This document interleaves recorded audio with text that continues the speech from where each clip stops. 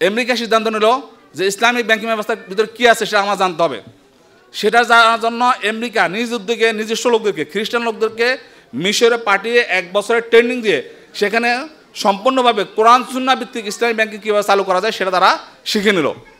এবং আমেরিকা বলল যে আমরা যদি কখনো ইসলামিক অর্থ ব্যবস্থা চালু করতে হয় তাহলে মুসলমানরা যাতে আমাদেরকে বুদ্ধি পরামর্শ দিতে না পারে, কারণ মুসলমানরা বুদ্ধি পরামর্শ দিলে তাদের মতো দিবে।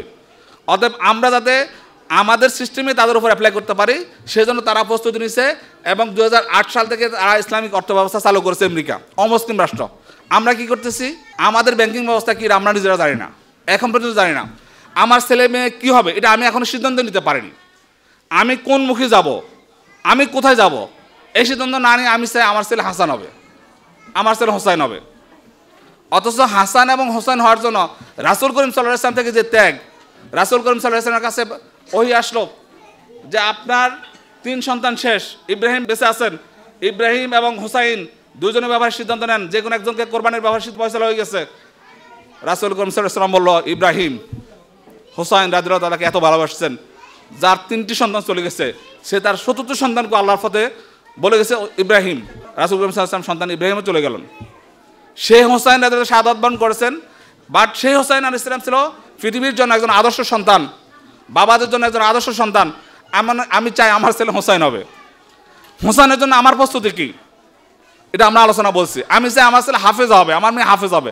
হাফেজার জন্য আমার প্রস্তুতি কী?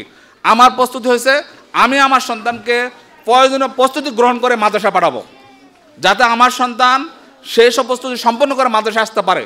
আরেকটা বিষয় হচ্ছে আমি আমার চাওয়া চাপিয়ে দিলে হবে না, কারণ আপনাকে মনে রাখতে হবে যখন আপনি হাফেজ করার ব্যাপারে সিদ্ধান্ত গ্রহণ করছেন তখন আপনার সাথে সাথে শয়তান আরেকটা দায়িত্ব গ্রহণ করেছে যে আপনাকে ঠেকাই দেওয়া হবে। মহান রব্বুল আলামিনের দরবারে শয়তান প্রতিশ্রুতি দিয়েছে যে আপনার সিরাতুল মুস্তাকিমের প্রতি যে বান্দারা অবিচল থাকবে তাদেরকে এখান থেকে কীভাবে সরাতে হয় সেটা আমি চ্যালেঞ্জ গ্রহণ করলাম। অতএব এই চ্যালেঞ্জটা বর্তমান আছে না, শয়তান তখন থেকে এখন পর্যন্ত এবং অনাগত পৃথিবীর সকল বাচ্চাদের পিছনে যারাই সিদ্ধান্ত গ্রহণ করবে আমরা আল্লাহর পথে থাকবো তাদের পিছনে শয়তান তার অবস্থান রাখবে, এটাই স্বাভাবিক। এই বিষয়ে আমরা গার্ডিয়ান যদি সচেতন হই এবং সেই প্র্যাকটিসটা যদি বাসায় করে তাহলে সম্ভব। যেমন আমার মেয়ে আছে, উপস্থিত আছে না, জারিফ আছে, আমার মেয়ে আমাকে অনেক বেশি সহযোগিতা করে, আমি হ্যাপি আলহামদুলিল্লাহ। আমার মেয়ের উপর অনেক দায়িত্ব আমি দিয়ে দিই যে আমাকে বাবাকে টাইম মতো জেগে তোলা, টাইম মতো খাওয়ানো, টাইম মতো পড়ানো, কোন বিষয় এটা আপনি আপনার সন্তানের উপর দায়িত্ব দেন। যখন আপনি সন্তানকে কিছু দায়িত্ব দেবেন তখন সেই সন্তান দায়িত্বশীল হবে। সম্মানিত অভিভাবক মণ্ডলী, এই বিষয়গুলো আপনার সচেতন থাকবো ইনশাআল্লাহ।